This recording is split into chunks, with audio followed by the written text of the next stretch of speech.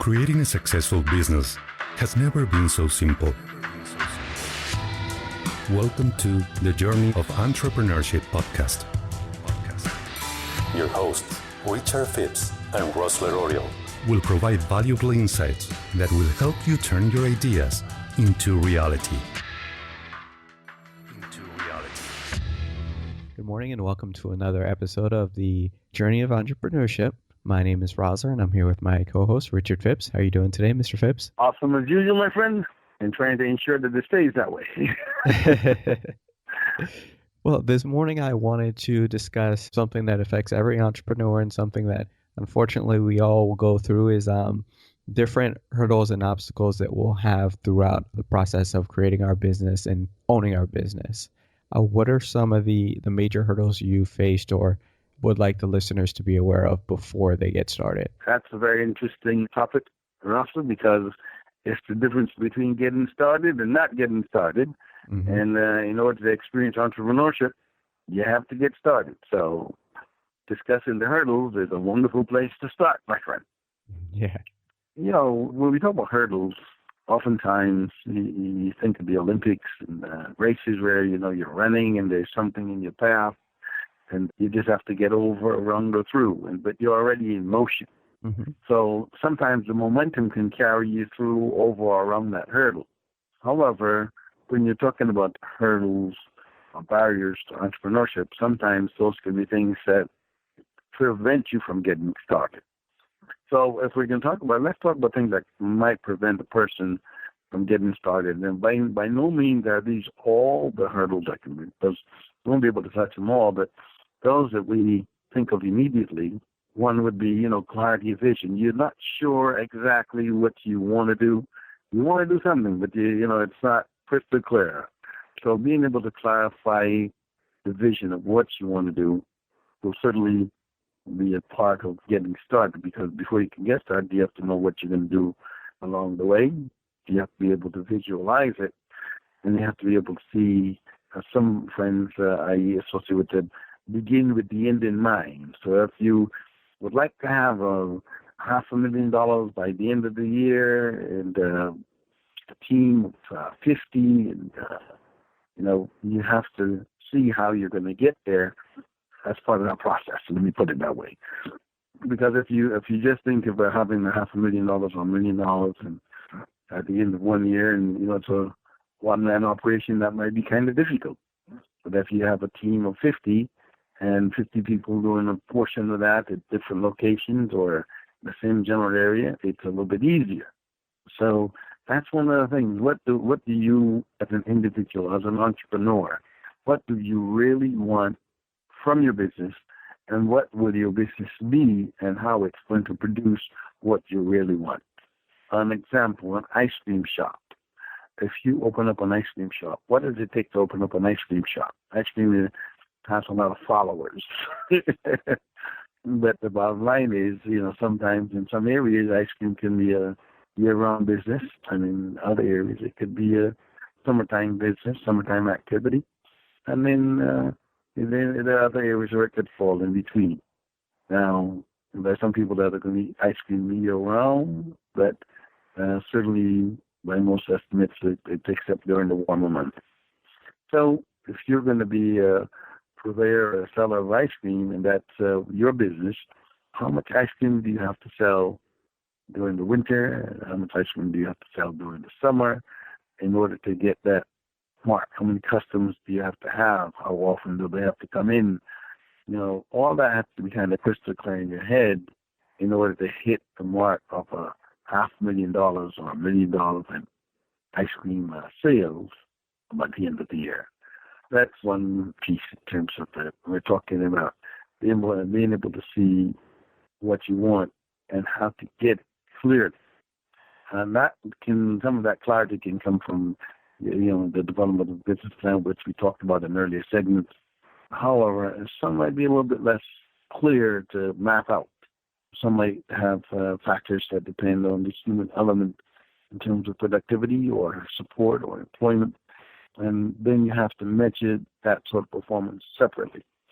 And I know that you're going to have a segment on hiring practices and employment process and so forth later. But some of that might tie into whatever your business goals are. So that comes with beginning with the end in mind, seeing what you want, and then being able to map out how you're going to get there. Others may be a little bit more subtle. You may have clarity of vision and know exactly what you want, and then have assistance mapping out how to get there. But things that might be more subtle would be people who are in your space that lack belief in your vision, and they will sort of say all sorts of things that discourage you. Or you're never going to make it. It's not meant for you. It's not meant for people like you. It's not, you have to be smart to do that. And then the implication is, well, you're not that smart, And sometimes people will allow others around them who lack vision or purpose in life to be able to influence their thinking and reasoning. And that's something that as an entrepreneur, as a prospective business owner who is going to chart your own course with the support of others, often you have to be careful that you don't allow other people to steal your dreams, because other people have no vision, have no dream, and they're happy to see you wallow in the misery with them, or at the, as I call, poverty end of the spectrum. There's a philosophy that says that the poor would always be with us. And true as that may be, it did not say that you or anyone who's listening to this program, or me, or anybody that I'm familiar with, has to be a part of that process, has to be a part of the poverty end of the spectrum. If you have vision and goals, you can certainly move your way from wherever you are to where you want to be and eliminate poverty from your life. There's some people whose poverty is a state of mind, and if you allow your mind to stay in that state long enough, your body and the reality follows that pattern.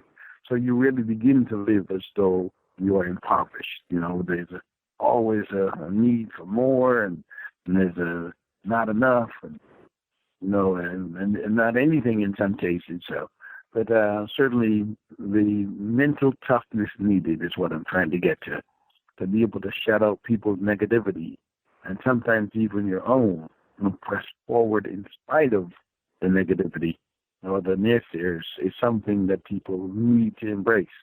Know that it's going to happen as you plan your vision, map out your vision and goals. Know that there are people that are going to say, oh, that's too lofty, that's too high, you can't get there, you can't touch that brass ring or that gold ring, whatever you choose to call it. Know that there are going to be people that say, nobody's going to help you, nobody's interested in doing what you're doing. And, and I've read stories over stories as we look for sort of a purpose in reading content that where people have, been told, and they just put it out in the universe. I remember this one story about a young lady, a gentleman who was doing something with automobiles, and I think it was high-speed automobiles. And when he sort of launched his thought, it was difficult with automobiles or aircraft. It was aircraft. And then this one young lady from Germany with lots of money in her coffers, had the same vision he was, and he did. And next thing you know, they sort of paths came together, and they were doing spectacular things together. Although neither one of them, although she had resources, she didn't think anybody had that interest, and he had no resources, had the vision, and by putting it out there, they both came together. So you have to look for people that will support your vision, and they're not always going to be readily available. I believe it, as I recall, it had something to do with spacecraft, and he was speaking, and he had no thought or idea that this person was listening, but he mentioned it in his presentation. It was being covered by media. The next thing you know, she was reaching out to him saying, "Wait a minute, I didn't know you had that sort of idea also. And now that I have the dollars, and my family left me a lot of wealth from an estate, and I would like to couple my dollars with your idea," and they both became extremely successful, if I recall the story correctly. So it's sometimes timely to put information out and not be shy about it, and put yourself at risk But in putting yourself at risk, people also notice that you're a risk taker, and there are other risk takers who will join you when you put yourself at risk. For those who do that, the rewards can be great. So we talked initially about the thought of hurdles and what those hurdles look like.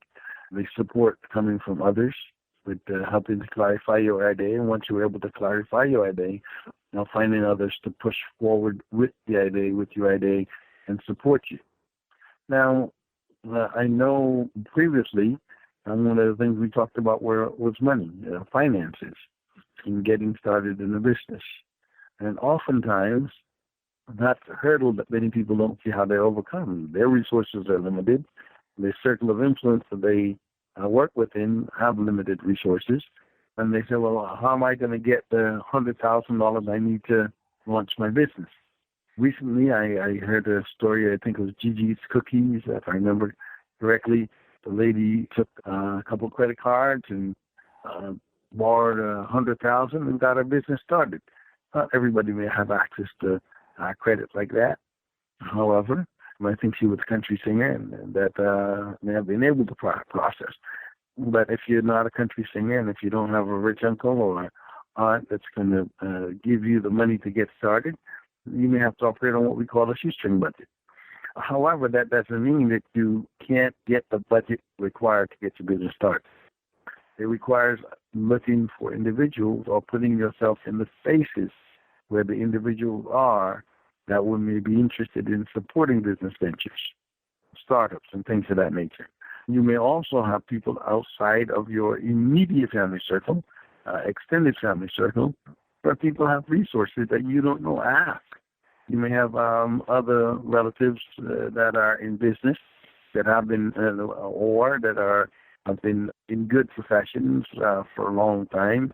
Aunts, uncles, nieces, nephews, maybe in a medical practice that have lots of cash, and they're looking for ways to enhance the lives of others or make their money work for them, and your idea may be appealing.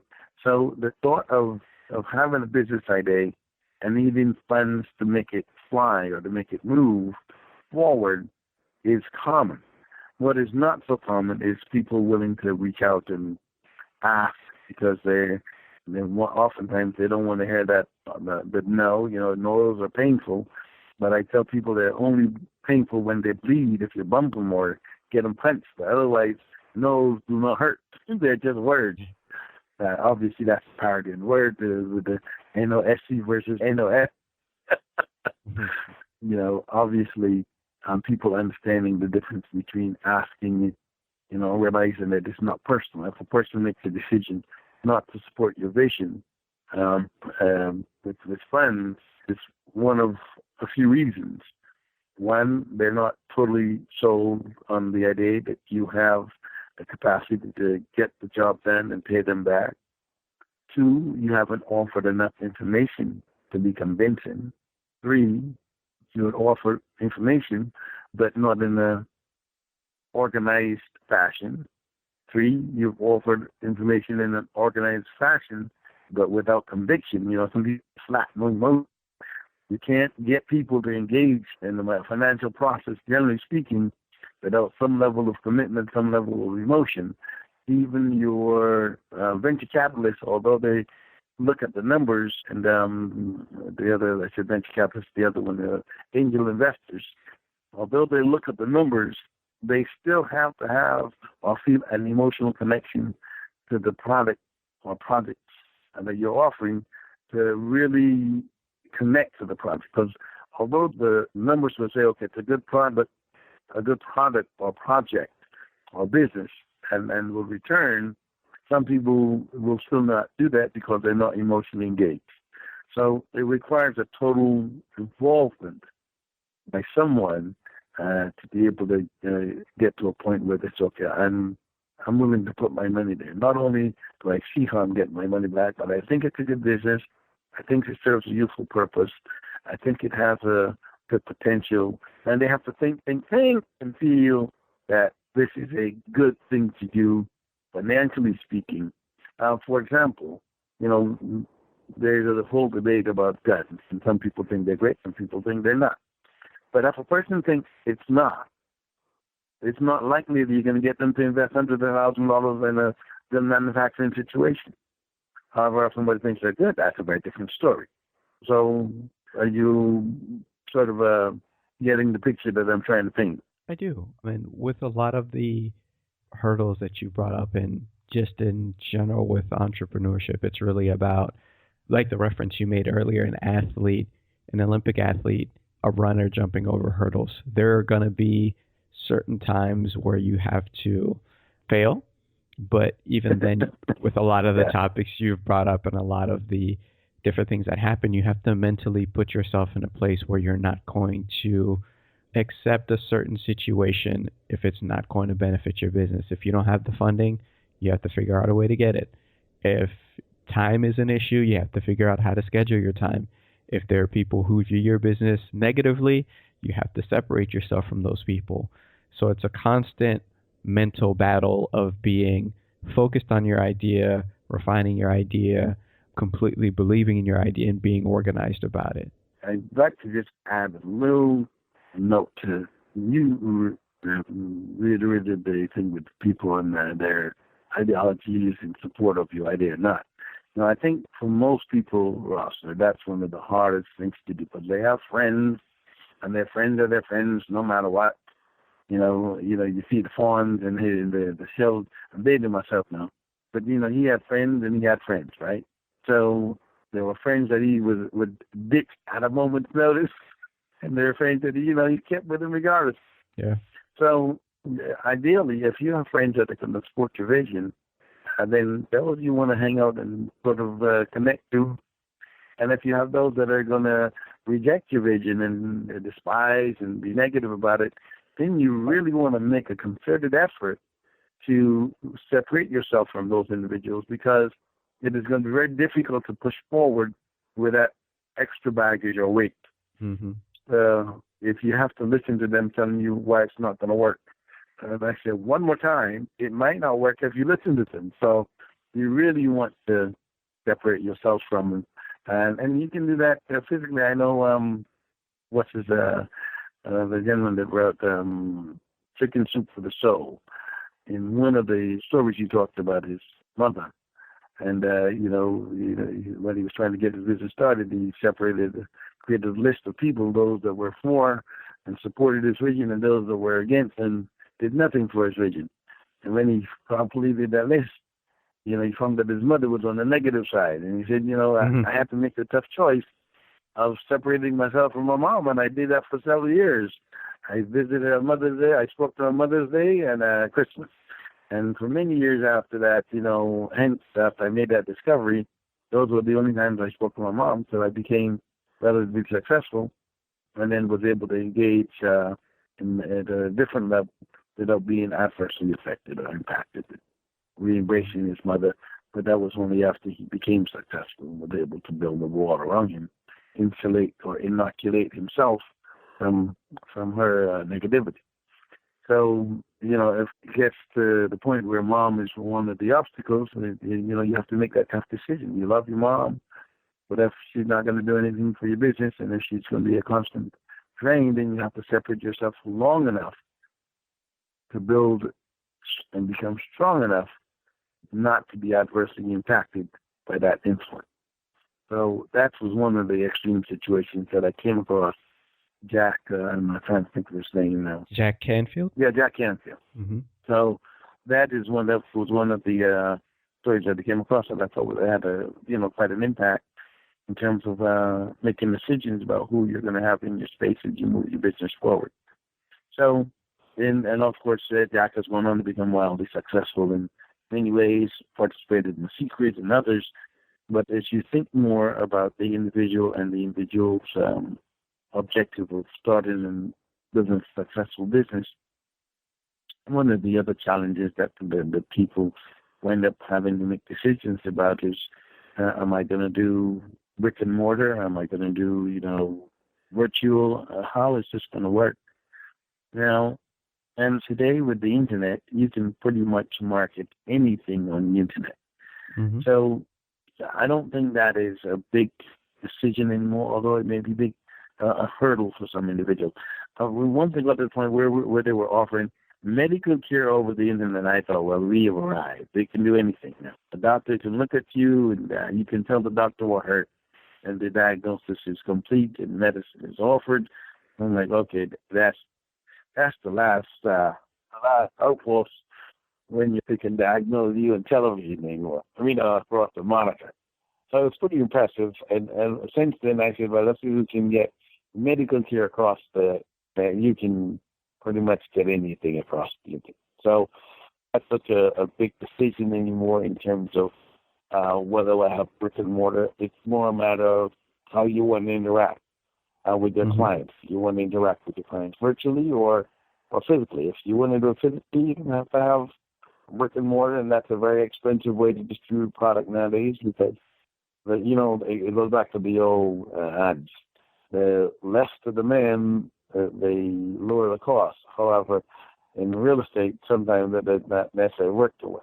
Sometimes you already have buildings, and there's certain costs associated with those buildings, and in order to maintain them, you have to charge a certain amount of money. So, although the demand may be down in some areas, if you want to be in a major city or a major business district, the cost of that space may be much higher compared to what you would do in a normal community.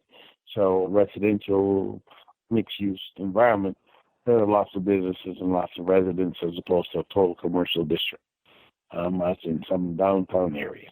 So it depends on what your product is or service. It depends on who your target audience is and what your marketing mechanism becomes. So everything requires careful consideration and cost considerations because your total cost for operations is generally a good indicator of what your net profits can be based on what you can charge.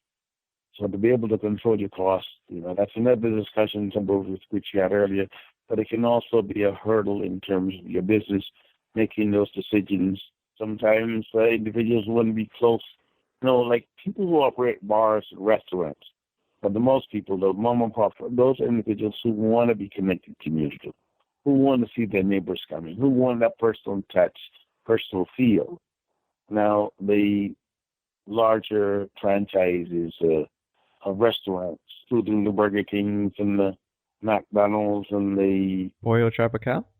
That could be one of them, but the point I was trying to make relative to that is, the larger restaurants, it's about location and about number of residences in a certain space and the number of people available to support their restaurants and so forth. Applebee's and Olive Garden and Cheesecake Factory, all these other places, these are franchises. And the individuals that operate those on a franchise method that expect a certain number of patrons, a certain dollar return at the end of every day, every month, every year that dictates their level of success, as opposed to a mom and pops that decides to open up on the corner. Not a lot of research, not a lot of planning. Just I want to have a restaurant in my neighborhood because I want my neighbors to come in and have a good meal and have a beer, and I want to laugh with them and play with them. And some people just have that desire. A lot of Italian restaurants, I know, have that intent. I speak to many of them. So people start these businesses with different intents, different purposes, but the hurdles to starting a business are very unique in many cases and pretty similar in others. It just depends on the type of business. But as we talk about hurdles, certainly clarity of thought becomes a very unique and integral part of the process. Clarity of purpose has a lot to do with your thought. In addition to that, you have being able to seek out influences that support your vision rather than those that take away from your vision and goals, or those that add support and fuel to your vision so you can catapult forward. In addition to having people that support your vision and avoiding the naysayers. You certainly want to be able to look for resources that are well within your reach. The further you go away from your grasp, sometimes the more difficult it becomes. But it can also, with a good plan and good client and clarity, and sort of where people can read and see and understand and get a good grasp for what your business is and the possibility for success and return on investment. If that's clearly outlined, and you can get people buying into it just from an investment perspective, not necessarily emotional involvement.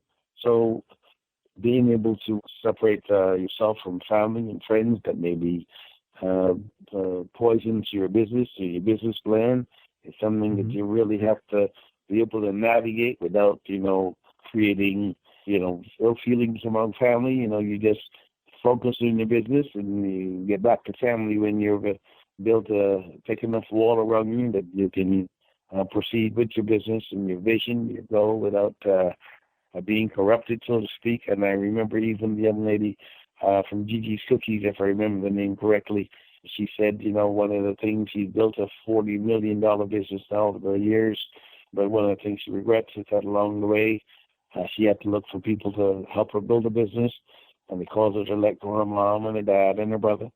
And to this date, when she did the interview, I was listening to her, that they still weren't speaking, and she hoped that there would come a time when she could rekindle that relationship. But she made a choice to build a business, and sometimes that's the price we pay. So I was just adding a personal note to it. I was just on the phone a minute ago before getting on the call with you, that one of my daughters was sort of recapping a recent family visit, and she said, "Dad, you spent your time working. You didn't spend it with family, and family is your trumpet call. Everything is about family for you. But you were busy working. You weren't."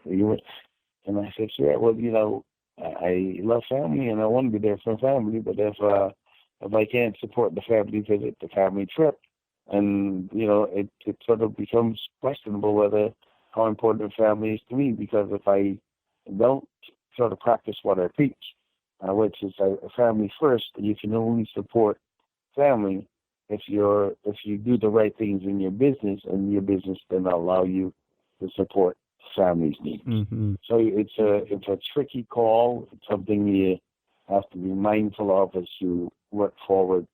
And these are all tightropes that you walk in your business. How to be able to manage family and business and not detract from family, or not family to disadvantage, but to have everything in its proper place. Exactly. And that's really hard to balance, but that's the path we've chosen. We don't have a choice. Yes. But it was definitely a pleasure speaking with you this week, Mr. Phipps.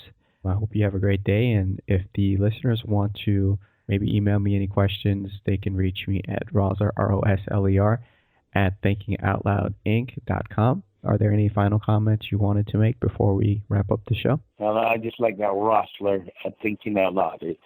Thinking Out Loud is one that I smile about whenever we talk about thinking out loud. It's actually sharing thoughts, and hopefully people connect to those thoughts. And your thoughts coming out loud it's a pretty impressive thing to Rosler. So keep sharing your thoughts and create the opportunity for others to share theirs with your audience. And you're in a tight ship, and I'm always excited to be aboard that ship at the floats, my friend. Sails. I appreciate that. Thank you so much. Yes, sir.